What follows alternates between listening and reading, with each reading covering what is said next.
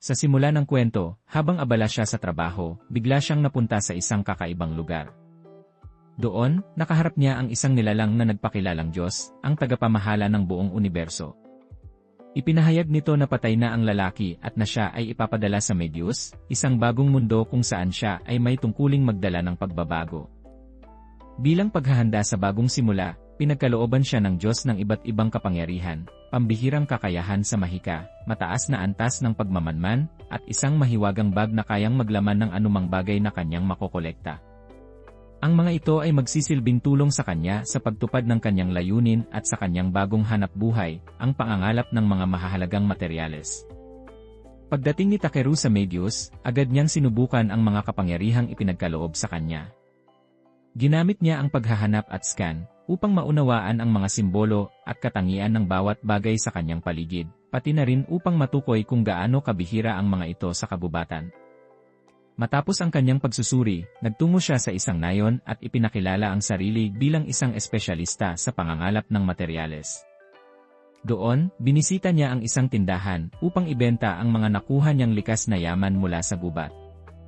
Sa kanilang pag-uusap, inalok siya ng may-ari ng isang bagong trabaho, ang pagkuha ng mithril ore sa silangang bundok. Gayunman, binalaan siya nito na delikado ang lugar dahil sa presensya ng mga halimaw na naglalagi roon. Kinabukasan, naglakbay si Takeru patungo sa silangang bundok. Pagdating doon, nagpasya siyang magpalipas ng gabi at gumawa ng isang bilog na barrier bilang proteksyon laban sa mga halimaw. Habang nagpapahinga, naghanda siya ng sinabawang karne na hinaluan ng mga ligaw na gulay na kanyang nahanap sa paligid. Habang kumakain sa ilalim ng malamig na simoy ng hangin sa bundok, napangiti siya at pasigaw niyang nasabi, "Nakakamangha talaga ang pagkabuhay muli." Kinabukasan, nagtungo siya sa kagubatan ng mga puting puno, kilala rin bilang kagubatan ng mga sinaunang dragon. Tumakbo siya ng tuloy-tuloy dahil walang anumang halimaw na humaharang sa kanyang daraanan. Habang abala siya sa pagtakbo, hindi niya napansin ang isang malalim na bangin sa unahan. Nang bigla siyang mahulog, agad siyang nataranta, ngunit mabilis din siyang nakaalala ng paraan. Ginamit niya ang kanyang magic power at buong lakas na binigkas ang salitang fly. Unti-unti namang bumagal ang kanyang pagbagsak, at naramdaman niya ang banayad na hangin na bumabalot sa kanya, habang dahan-dahan siyang bumababa sa kailaliman ng bangin. Sa ilalim, napansin niya ang ilang uri ng mga ore, kabilang ang hinahanap niyang mithril ore, bagaman napakaliit lamang ng nakuha niya. Hindi siya nawala ng pag-asa at nagpatuloy pa rin sa paglalakbay hanggang sa marating niya ang isang lake na may mahiwagang tubig, na ayon sa kanyang kaalaman ay may SS rank na enerhiya. Biglang umahon mula sa kailaliman ang isang itim na dragon na napakalaki, at nakakatindig balahibo ang presensya. Ngunit sa halip na matakot, mahinahong yumuko si Takeru at magalang na nagsabi, "Paumanhin sa pagpasok ko ng walang pahintulot." Napahanga ang dragon sa tapang at paggalang ni Takeru kaya't tinanong niya ito, "Sino ka, bata?" Sumagot si Takeru ng buong respeto, "Ako si Takeru Kamishiro, isang tao." Nagulat ang dragon sa kakaibang lakas ng mahika na taglay ni Takeru. Sa wakas, ipinakilala niya ang sarili bilang Voldius, ang tagapangalaga ng kagubatan. Mula noon, magiliw na tinawag ni Takeru ang nilalang bilang Volsan.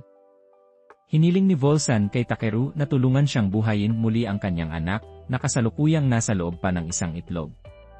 Ipinaliwanag ng dragon na dahil sa nakatigil na mana sa paligid, hindi ito muling nagigising.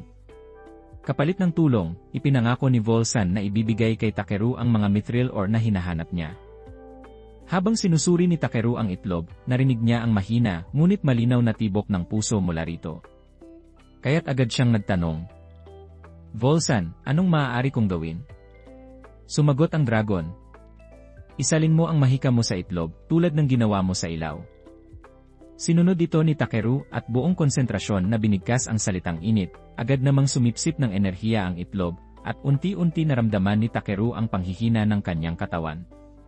Sa kanyang isipan, naisip niya, kararating ko lang sa mundong ito, gusto ko pang makita ang napakaraming lugar. Habang unti-unting nawawalan ng malay si Takeru, narinig niya ang isang malalim na boses na tila nagmumula sa kawalan. "Mahilig kang gumawa ng mga bagay na walang ingat, ha, bata?"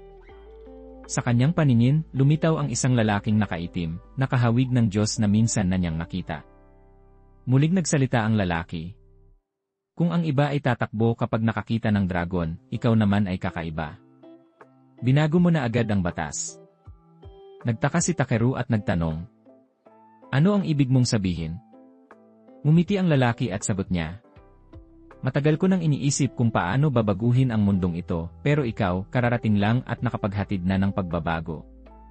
Dahil sa labis na kapangyarihan mo, babawasan ko ito. Hindi ba't ikaw din ang humiling ng cute na makakasama? Ang kaunting paghihirap ay makakabuti sa'yo.